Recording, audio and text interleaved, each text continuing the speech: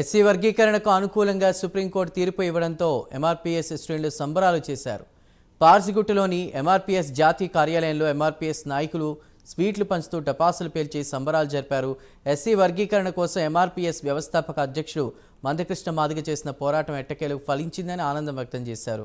గతంలో అనేక ప్రభుత్వాలు ఎస్సీ వర్గీకరణ విషయంలో మాట్లాడినప్పటికీ కేంద్రంలో ఉన్న బీజేపీ ఎన్డీఏ ప్రభుత్వం ఎస్సీ వర్గీకరణ అంశాన్ని ప్రతిష్టాత్మకంగా తీసుకున్నట్లు తెలిపారు.